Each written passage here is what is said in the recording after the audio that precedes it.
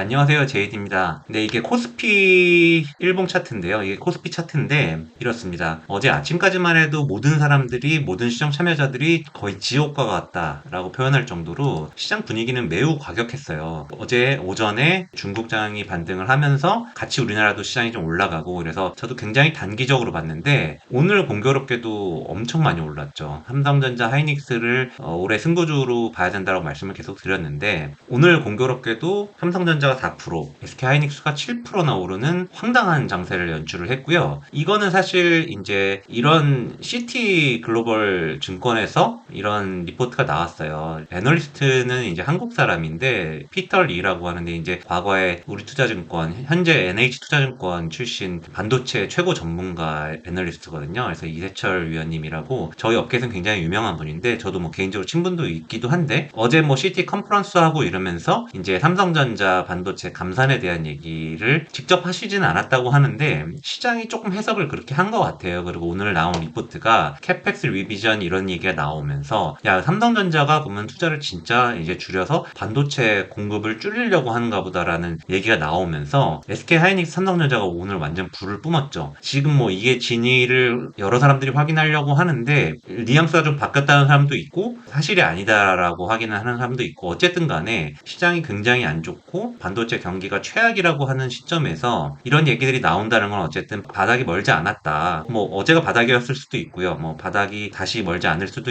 정확하게는 모르겠지만, 이런 게 결국에는 제가 계속 말씀드린 게 1월에서 3월 정도의 반도체 주식들이 바닥을 잡을 것 같다고 말씀을 드렸잖아요. 이게 제가 봤을 때 오늘 워낙 급등을 했기 때문에 이제 남은 이번 주나 다음 주 정도에는 어느 정도 조정이 있을 수도 있습니다. 근데 이제 과거처럼 엄청 과격하게 더 빠지는 그런 시나리오는 크게 있지 않을 거다라고 기본적으로 생각을 하고 있고요. 그런 상황이고, 어쨌든 간에 어제 미국 지수만 봐도 흐름은 여전히 좋지 않습니다. 테슬라가 어제 얼마나 빠졌죠? 테슬라가 12% 빠지고 엄청 안 좋죠, 사실. 나스닥은 제가 누차 말씀드렸던 것처럼 이런 자리를 이제 완전히 못 지킨다고 보시면 돼요. 그래서 나스닥은 당분간 조금 여기서 길 수 있다. 더 빠질 수도 있고, 물론 길게 봤을 때는 여기를 지키고 있고 지표가 되게 좋아지고 있고 과매도권이기 때문에 글쎄요, 뭐 엄청 과격하게 빠질 것 같지 않아요. 나스닥도 이제 테슬라가 어제 12% 빠지고 하면서 그 클라이막스에 좀 근접하지 않았나라는 느낌인 거고, 다만 S&P를 보면은 조금 높습니다. 아직 조금 충분히 더 조정을 받고 가면 좋을 것 같아요. 그래서 여기서 한 시장이 전체적으로 한 5, 6% 정도 더 조정을 받으면은 경기 침체냐 아니냐는 저는 이미 중요하지 않다라고 보고 있어요. 왜냐하면 이 주가의 하락은 이미 경기 침체를 다 반영을 하고 있는 거기 때문에, 요즘에 뭐 리포트를 보거나 언론사를 보면 경기 침체냐 아니냐 뭐 이런 논쟁을 계속 하잖아요. 그런 논쟁은 돈을 버는 데는 아무 상관이 없다고 봅니다, 이미. 그래서 이미 경기 침체고 어떤 수치가 나와도 이제 시장은 그렇게 놀라지 않을 국면이라고 보고 있고, 그냥 인플레이션 지표만 좀 더 잡혀서 페드가 이상한 짓을 안 하기만을 좀 바라고 있고요. 그래서 저도 사실 계속 말씀드렸던 것처럼 1월 중순부터 분할 예상이라고 계속 말씀을 드렸잖아요. 근데 오늘 시장이 조금 안 따라가면 불편할 것 같아가지고 대형주 위주로 조금 틀을 바꿨어요. 그래서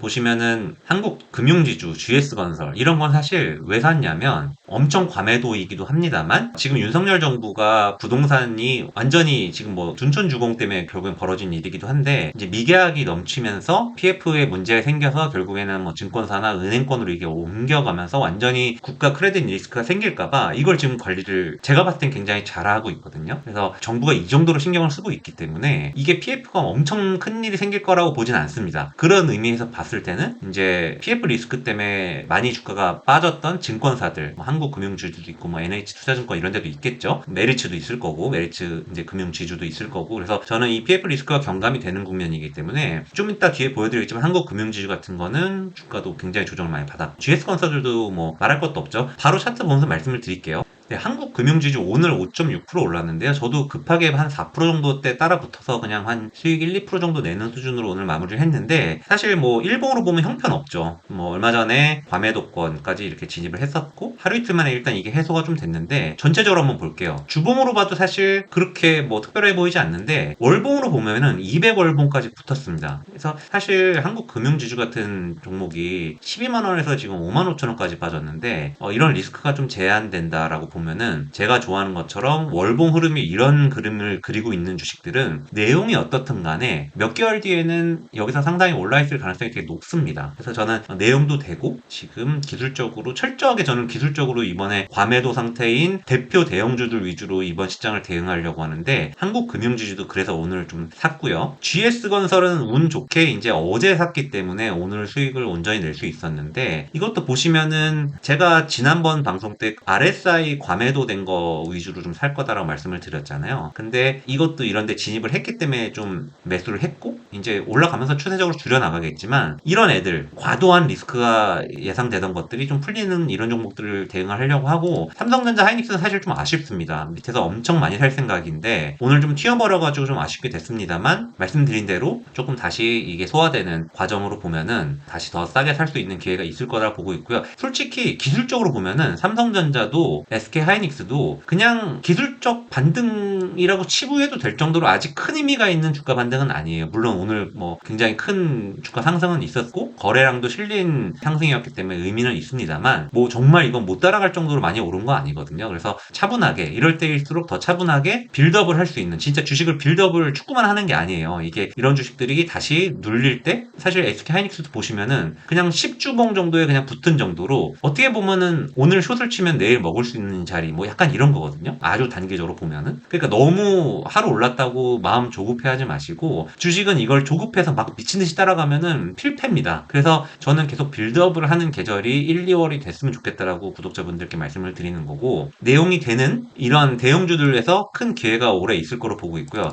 LG전자도 뭐 마그나랑 오늘 사실 뭐 애플 뭐 이런 거 발표할 거다라고 말이 나왔지만 애플은 오늘 사실 마그나라는 회사랑 어쩐 이런 기사가 나왔어요. 한번 찾아볼까요? 네, 오늘 뭐 이런 기사가 나왔어요. 좀 이제 아까 11시 정도에 나왔던 기사인데 LG전자가 마그나랑 원래 협력 관계가 있는데 여기를 통해 가지고 애플카 할 거라는 얘기가 벌써 2020년 후반, 21년 초반 뭐 이럴 때 한참 얘기가 나면서 LG전자가 신고가를 갔었던 거거든요. 근데 이런 기사를 냈고 제가 전에 말씀드린 것처럼 애플이라는 회사는 LG전자 이런 데가 막 우리 애플이랑 사업합니다라고 대놓고 못하게 해요. 엄청 그런 거 예민한 회사이기 때문에 이런 식의 것들을 기사를 내면서 좀 그런 포석을 까는 게 아닌가라고 저는 보고 있고요. 뭐 이번에 뭐 CES 이런 얘기 하면서 얘기를 하는 건데 결국엔 LG전자가 가전회사, 스마트폰 회사에서 스마트폰을 이미 버렸고 가전보다는 이런 전장 쪽, 뭐 최근에 나온 레인지로버나 이런 것들도 전장을 다 LG전자가 하거든요. 그래서 LG전자가 굉장히 회사가 턴어라운드가 다른 색깔로 회사가 완전히 변하는 과정에 있기 때문에 그리고 월봉입니다. 월봉으로 봤을 때도 200월봉이면 거의 20년 평균 하단선입니다. 그래서 이런 데서 주식을 사시고 MACD 오실레이터가 이런 식으로 올라가고 있는 주식은 여기서 사서 20% 30%씩 물릴 수가 없어요. 물릴 확률이 굉장히 낮은 주식이기 때문에 이런 주식의 자금 여유가 많으신 분들은 이런 LG전자, 삼성전기, 삼성전자, SK 하이닉스 이런 거를 1, 2월에 많이 사셔야 돼요. 사실 거면 찔끔찔끔 살 게 아니라 많이 사셔서 단 20,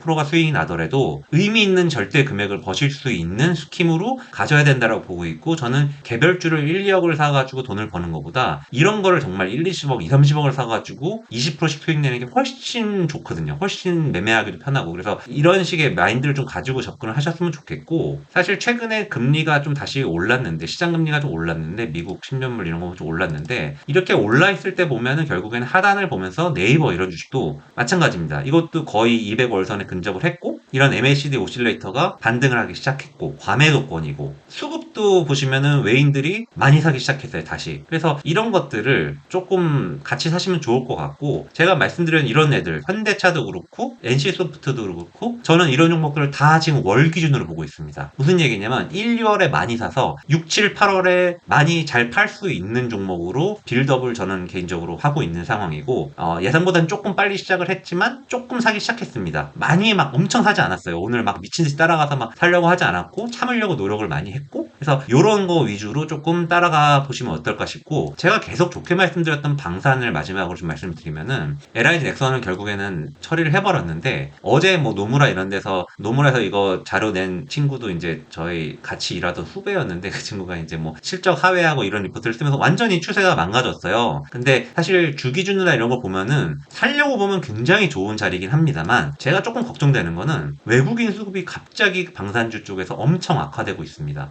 엔터프라이즈 넥선만 그런 게 아니라 한국 항공우주도 외국인들이 미친 듯이 팔고, 한화 에어로스페이스는 좀 낮지만 어쨌든 외인이랑 뭐 프로그램 뭐 매도가 많이 나오고 있어요. 그래서 조금 시장 칼라가 좀 바뀌려고 하는 것 같기도 해가지고, 저는 일단 과매도권에 있는 대형주 위주로 지금 시장을 대응하고 있고요. 그래서 제가 뭐 틀릴 수도 있고 그렇지만, 이런 방금 말씀드린 제가 사고 있는 이런 종목들을 제가 자신 있게 말씀드리는데, 반년 정도를 그냥 가져가실 수 있는 분들이라면 1, 2월에 꼭 같이 사셔서 여름 정도에 저랑 같이 이런 거를 좀 수확을 하시는 좋은 빌드업의 계절이 됐으면 좋겠습니다. 오늘도 긴 내용 시청해 주셔서 감사드리고요. 주말에 또 찾아뵙도록 하겠습니다. 감사합니다.